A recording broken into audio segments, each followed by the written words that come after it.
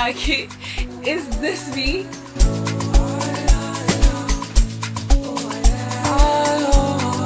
Music is spiritual. Like, every time I say my brother is always like, where? You always say that because it is like that. Music is very spiritual. Hello, my name is Cnethemba Gonelo. I am a vocalist, a composer, and a songwriter. Yeah.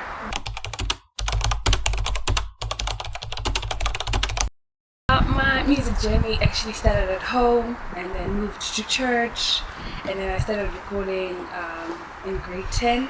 But like my music journey really started at church. Yeah. So when you're a pastor's kid, you have to sing. Like it's not up for discussion. So I think I started singing around, and like I had older sisters because I'm the last of 5. So my sisters were singing, so it's always been a dream to actually sing at church. It's a thing. It was a thing because I'm a PK, so I have to sing. Mm-hmm. Yeah.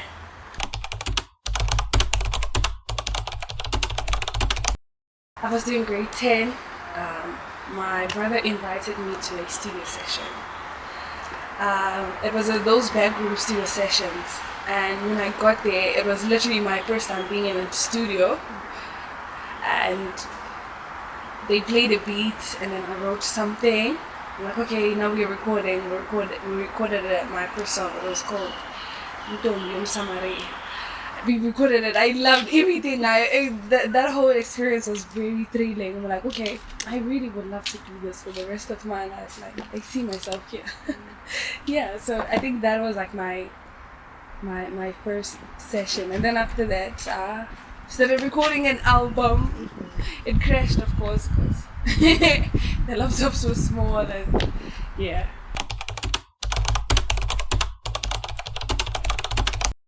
It's been amazing. It's like, is this me? Honestly, like, Gandhi, when I picture it in my head, there's never a time I ever thought about, okay, I would sit here and then introduce myself like, hello, my name is Cnethemba Gonelo. I'm a vocalist, a composer, and a songwriter. Ever. It never occurred into my head. So the journey has been really amazing. Of course, it had its ups and downs. Still is, and I don't think it will ever change. One thing about life, it's always going to be like that. But my musical journey has been very fulfilling. Number one, has been, I don't know how to put it, has been like my sole purpose. Like it has bring a sort of life into my life. I don't know how to put it. I'm trying to construct it, but it has been like the most beautiful thing ever, and just made the whole experience, the human experience, much better and really nice actually, because I get to pour everything that I'm feeling into music, and then we move, and then and then there's other people that actually relate to my song, to my music. Oh boy. literally like I think it's been really beautiful, man. It's been really beautiful. As much as kunzimane, but also it's been really beautiful.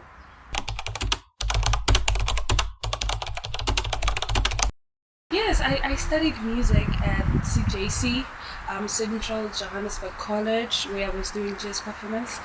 And it really changed a lot of things, especially with perspective, how to really unpack a song, because I was coming from a point of view of a poet and then just listening to music. But now it really explained a lot of things and how one should go about in terms of your voice, in terms of just ingoma on its own, having to making ngoma be heavy, making ngoma to interpret a chord, to know it's okay, if a chord is like this, then I should write like this. If a chord is a minor, then I should be a little bit sad. If it's a major, then you know it's a little bit happy, but just depending on the production on its own. Knowing very well, I wouldn't have known them if I didn't study music. And I am still going to further my studies into music. I want to venture into music teaching and vocal coaching. So, yeah.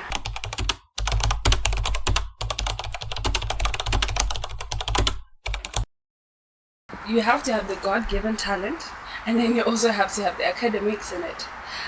so that to back you up, because you have to understand that like it's like any other industry, you have to be qualified for it. As much as you can just go with it and boom, but like when you are a musician, not just an artist but just a musician, you have to understand everything. You have to understand the business side of it, you have to understand the technical side, you have to understand the practical side of it, so that you are not out here begging for the real money and stuff.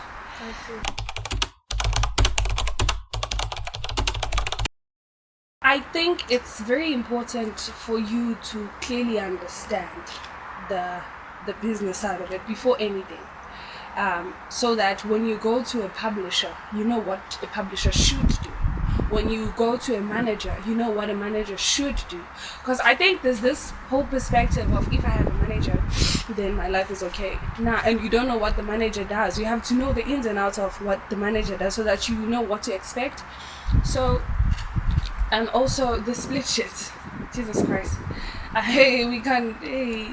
have to emphasize more on that, on the split shit before anything happens. We have to sign, the paperwork should be done, because when the song is up there, and even if we're just doing it up in studio and we didn't really think that it would be a hit, once it's a hit, things change, because now there's money into it, there's greed, there's a lot of things. But if the paperwork was done, everything would be smooth. So split shit is because, well, okay, when Ngomeni, since you're a singer and songwriter, how much are you taking from the 100%? And also you have to have a publisher, so that the publisher can now then collect for you and do all the paperwork and admin stuff, because it's a lot. And you also have to have a management to also just everything, to see that everything is managed.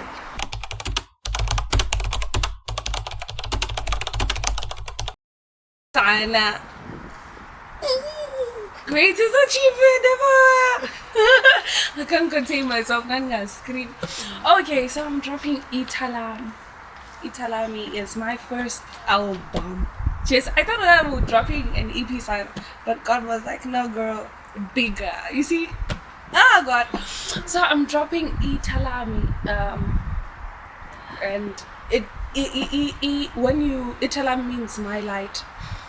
And it's just it's a body of work that you have to listen from my color to Ipela, so that you can understand the whole view, because it's my journey, it's my truth. Each and every song has its own time, its own meaning, but it's a very spiritual project, especially with my journey with God and my journey with my ancestors, with like accepting my calling. I called it Italami because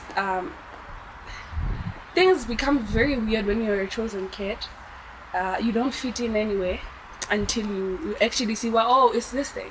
Because it isolates you from everybody else. It sets you apart. Until you accept yourself and you know yourself, then it was that point when I actually accepted. I'm like, oh, I have a calling, and I have a Mandamadana. I called it Italami because it was like a light bulb moment. It was like, oh shit, this explains a lot. This explains why. This explains a lot of things that actually happened in my life that I didn't understand until now. Because I am actually the first one to accept. It's been around, but I'm the first one to accept it. So I haven't seen anyone on I. It's okay if when you have a calling or you're chosen, you will behave like this. There's no guidance. There's nothing. So it was just me and God.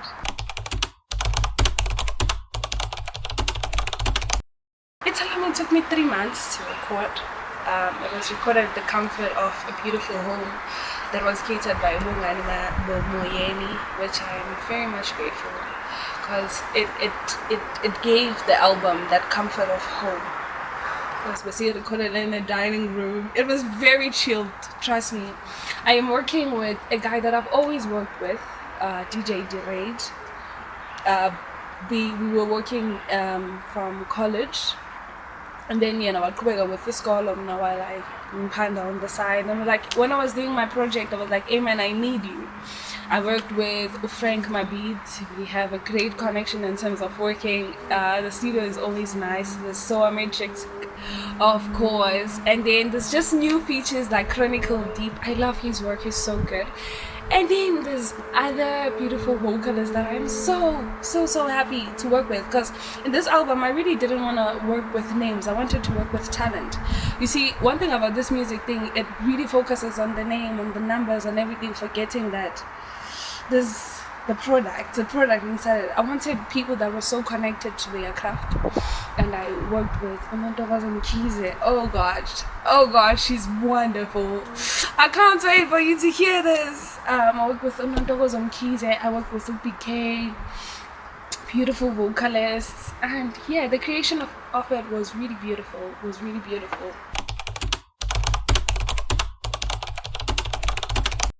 Music is spiritual. Like, every time I said, my brother is always like, where you always say that, because it is like that. Music is very spiritual, and with me, I've gotten to understand that as much as other healers might heal, I heal with music. Yeah, I understand.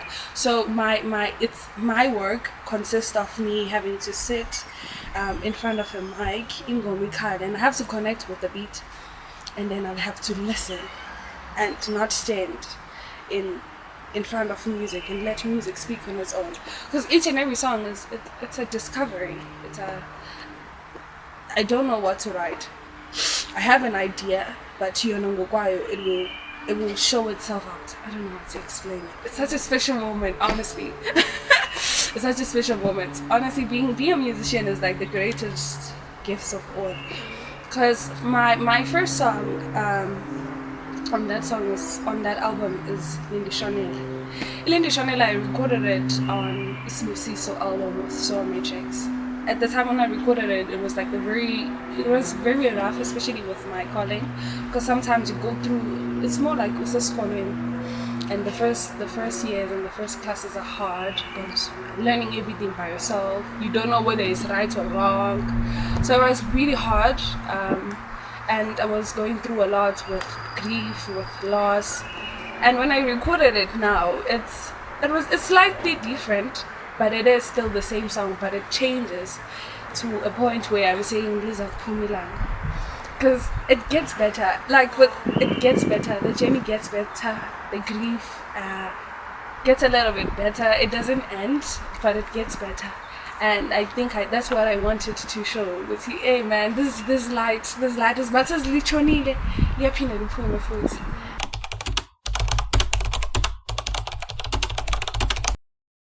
It's been very weird.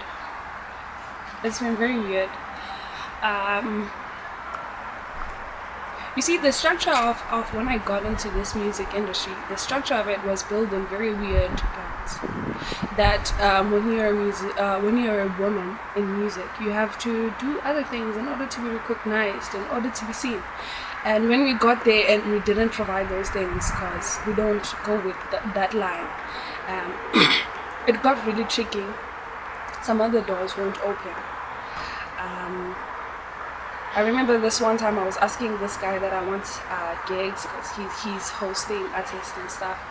And he was like, okay, send me your pictures. I sent him my pictures. And then we're like, oh, and you're pretty. You can be my girlfriend. I can make things move faster for you. And I'm like, And it's normal also. That's like the weirdest part of it, is that these things are done and these things are normal. So we need to change that whole perspective. Yeah, it shouldn't be that way. It should be about music. It should be about the impact to people. And I think we get so caught up into this whole thing that we forget the whole purpose of being a musician. The whole purpose of being a musician is to raise issues, is to talk about things that people don't want to talk about, is to start conversations, is to trigger emotions to people that, nah man, you have to deal with this and this.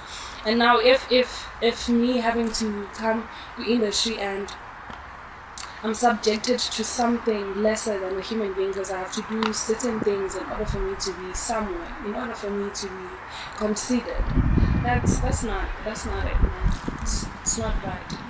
We need to change that whole perspective. And I think women in music should come up with initiatives, with summits, should create spaces, because there's a lot of things that happens to women in this industry, you would find women being molested in clubs and studio sessions. And we should start initiatives that are going to protect us from that, firstly, and to create a safe space to talk about these things, to share opportunities, and to be in the forefront, to be in the big chairs, so that there isn't that thing about no, because you have to understand that the industry was put on market. So of course, net rules is a big zone, you understand? So we need women in the forefront. We need women in ownerships, in executive spots, in order to a new perspective, a fresh and a new perspective that would benefit both. In the near future, honestly, I don't want to promise much, because Belapa and Nendlela Zake, the way and he's been plotting things. Because I didn't see myself to be even what's the space where I'm like releasing my first album on my own. But just know that there's more music coming. Trust me, there's more music coming. Beautiful collaborations that I really want to, like that I really want to work with. I really want to have something with San El Musician. I want to have something with Usagi. I really want to work with Tambazite. You know Tambazite? Oh God. Like in Funuban 7 and Jan, I'm very much interested in that. A lot of collabos with the Object Sounds, a lot of collabos with Brandon Jinju. We're planning something, me and Mokima.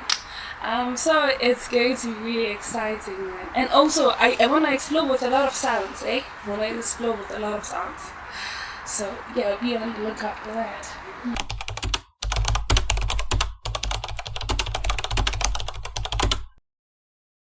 That it's okay.